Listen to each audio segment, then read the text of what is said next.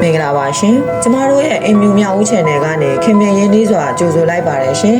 ဒီနေ့ကတော့ကဘာကျော်တအုပ်ဖြစ်တဲ့မြစ်တာတရားကြီးမားလွန်သည့်ဂရုဏာရှင်မတာထွေစာအကြောင်းကိုပြောပြပေးမှာပဲဖြစ်ပါတယ်ရှင်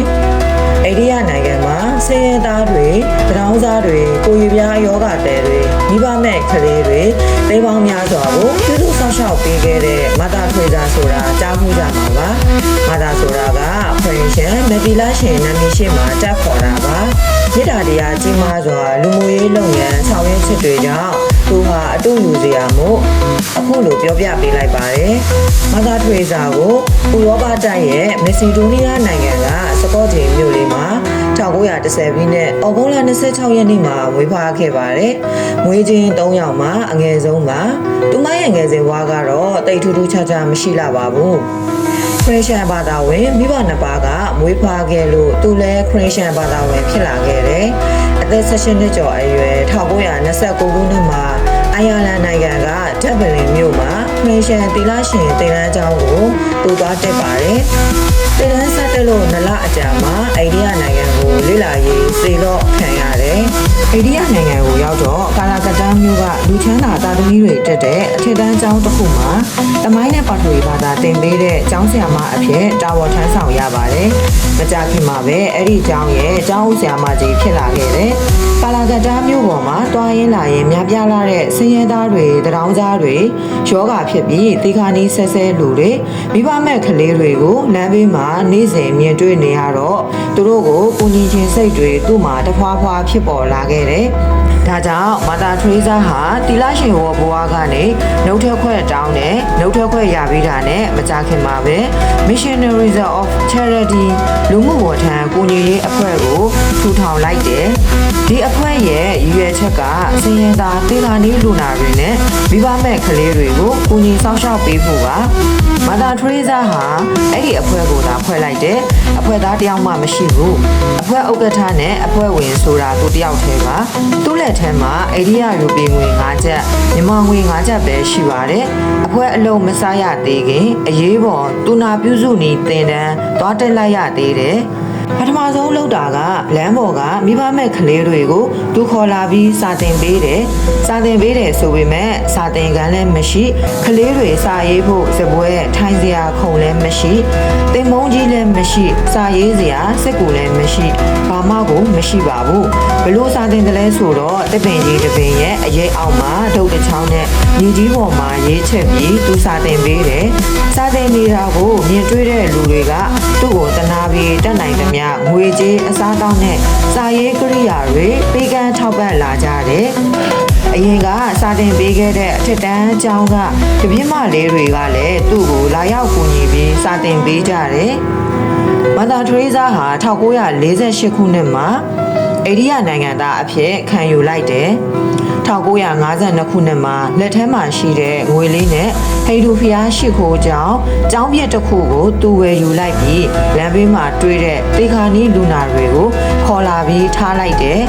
လူနာတွေကိုကုသဖို့ဆေးလည်းမရှိဆေးဝယ်စရာပတ်ဆိုင်လည်းမရှိဘူးသူတက်နိုင်တာကသူတို့ကိုရေချိုးအဝတ်အစားတက်တက်လေးလဲပေးလိုက်ပြီးအသေးဖြောက်အောင်အနားမှာနေပြီးနောက်ဆုံးအနေနဲ့အားပေးစကားလေးပြောပေးတယ်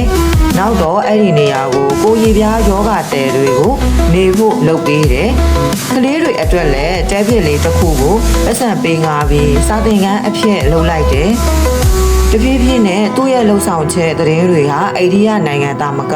တခြားနိုင်ငံတွေကိုပါပြန့်နှံ့သွားတယ်။နိုင်ငံတကာကကူညီတဲ့ငွေကြေးအထောက်ပံ့အလူငွေတွေရလာတာကြောင့်မတာထွေးစားဟာဝတ်ထမ်းတွေငားပြီးလူမှုရေးလုပ်ငန်းတွေကိုတိုးချဲ့လုပ်လာခဲ့တယ်။မတာထွေးစားရဲ့လူမှုရေးလုပ်ငန်းတွေကို1960ခုနှစ်ကျောင်းမှာကမ္ဘာကတည်လာကြတာပါ။အိန္ဒိယနိုင်ငံကိုအလည်လာတဲ့အမေရိကန်နိုင်ငံနာမည်ကြီးစာရေးဆရာမတယောက်ကမတာထွေးစားရဲ့လောက်ဆောင်ချက်တွေကိုတွေ့မြင်သွားပြီး မေရိကန်နာမည်ဆိုမဂ္ဂဇင်းနဲ့သတင်းစာတွေကအဲ့ဒီအကြောင်းဆောင်းပါးတွေရေးလိုက်လို့လူတွေကြီးလာကြတယ်1964ခုနှစ်တုန်းကဖွင့်ရှင်ပုတ်ရဟန်းမင်းကြီးဟာအိန္ဒိယနိုင်ငံကိုရောက်လာရင်မာသာဖေဇာရဲ့အဖွဲ့တွေလုံနေကြတာကိုလိုက်ကြည့်ရဲ့မာသာဖေဇာတယောက်ဆင်းရဲသားတွေနဲ့လူနာတွေကြားပိုပြေးတီရွာလုပ်ပြီးကူညီနေတာကိုမြင်တွေ့သွားတဲ့ပုတ်ရဟန်းမင်းကြီးဟာသူစီးနေတဲ့အင်မတန်တန်ဖိုးကြီးတဲ့ဇိမ်ခံလင်ကောကားကြီးကိုသူစီးဖို့ပေးခဲ့တယ်သူဘာလို့တလဲကားပေါ်တစ်ချက်ထိုင်မကြည့်ပဲနောက်တစ်ရက်မှာအဲ့ဒီကားကိုတတိတယောက်ကိုရောင်းပစ်လိုက်တယ်အဲ့ဒီကရောင်းရဝင်နဲ့ကိုရီးယားယောဂတဲ့ကိုဆေးကူတာဖို့ဆေးရုံတစ်ခုစောင်းလိုက်တယ်1979ခုနှစ်မှာမာသာဖေဇာကမ္ဘာ့ငြိမ်းချမ်းရေးနိုဘယ်ဆုကိုချီးမြှင့်ခံရတယ်နိုဘယ်ဆုချီးမြှင့်ခံတဲ့အခမ်းအနားကိုတင်ပြခဲ့တာကိုသူနေတဲ့အိန္ဒိယနိုင်ငံကနေနိုဘယ်ဆုချီးမြှင့်ပွဲအခမ်းအနားလုပ်တဲ့နော်ဝေးနိုင်ငံအော်စလိုမြို့ကိုသွားမယ်လေယာဉ်အသွားပြန်စရိတ်အဲ့ဒီမြို့မှာဟိုတယ်တဲကိုစရိတ်အခမ်းအနားတက်ရောက်သူတွေကိုညစာနဲ့ကျွေးမွေးအခမ်းစရိတ်စားတဲ့ကုန်ကျငွေစုစုပေါင်းဒေါ်လာ9000ကိုနိုဘယ်ဆုချီးမြှင့်တဲ့အဖွဲ့ကနေတောင်းယူလိုက်ပြီးဆင်းရဲသားတွေကိုလူလိုက်ပါတယ်။ထိုငွေတွေကအိန္ဒိယဆင်းရဲသားပေါင်း400ကိုတစ်နှစ်စာအစာကျွေးနိုင်တယ်လို့နောက်တစ်ချိန်မှာသူပြန်ပြောပြပါတယ်။နောက်ပြီးနိုဘယ်ဆုတစ်စိမ်းနဲ့အတူချီးမြှင့်ခံရတဲ့ငွေသားအမေရိကန်ဒေါ်လာ3,9400ကိုလည်းကြပြားတစ်ချက်မှသူမသုံးတဲ့ဆင်းရဲသားတွေကိုပုံယူဖို့စုထားတဲ့ရန်ကုန်ငွေတွေထည့်ထားလိုက်တယ်။မာသာဖေဇာတယောက်ထဲနဲ့စားခဲ့တဲ့ Missionaries of Charity အဖွဲ့ဟာ2013ခုနှစ်မှာအဖွဲ့ခွဲပေါင်း900ကျော်ကိုနိုင်ငံပေါင်း130မှာဖွဲ့လက်ထားရှိပြီးအဲ့ဒီနိုင်ငံတွေကမိဘမဲ့ကလေးတွေကိုနေစရာပေးပြီးပညာသင်ပေးတယ်။ဆင်းရဲသားတွေကိုခံအားကျ AIDS ယောဂသည်တွေကိုစောင့်ရှောက်ကူညီပေးတယ်။မာသာထရေဇာဟာအသက်89နှစ်အရွယ်1998ခုနှစ်မှာ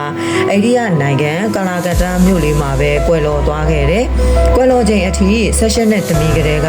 ခွဲခါခဲ့တဲ့သူမိသားစုနဲ့တစ်ချက်လေးမှမတွေးခဲ့ရတော့ဘူး။သူ့ရဲ့ဇာပနာအခမ်းအနားကိုနိုင်ငံတကာကခေါင်းဆောင်တွေတက်ရောက်ခဲ့ကြတယ်။အိန္ဒိယနိုင်ငံသားတွေလည်းတိမ့်ချီပြီးသူ့ရဲ့ရုပ်ကလပ်ကိုနောက်ဆုံးအကြိမ်အဖြစ်နှုတ်ဆက်ကာရဝပြုခဲ့ကြတယ်။တကြိုတဲ့အခမ်းအနားကို TV ကနေဓာတ်ရိုက်ထုတ်လွှင့်တာကိုလူပေါင်းတန်းချီကြည့်ကြသလိုဆင်းရဲသားတွေကလည်းသူမကိုလွမ်းဆော့ကိုကြွေးကြတယ်။အမှန်ကတော့မာသာထရေဇာဟာသူမကွယ်လွန်ခင်အနှစ်20လောက်ကလေးကကျမ်းမာရေးမကောင်းလာပါဘူး။ဒါပေမဲ့ကမ္ဘာအနှံ့မှာရှိနေတဲ့သူ့ရဲ့အဖွဲ့ဝင်တွေစီကိုအမြဲသွားရောက်ကြီးကြပ်စီမံခန့်ခွဲ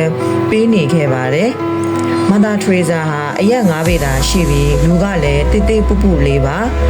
လူသားသေးတယ်စိတ်ဓာတ်ကမာကြောကြခိုင်လို့တာမန်လူတွေစိတ်ကူးထဲတောင်မထက်ရဲတဲ့ကြီးမားလာတဲ့လူမှုရေးလုပ်ငန်းကြီးကိုမေတ္တာစိတ်အပြည့်နဲ့ကူညီပေးခဲ့တဲ့သူလိုလူမျိုးတစ်ခက်မှတယောက်ပဲရှိမယ်လို့ပြောရမှာပါ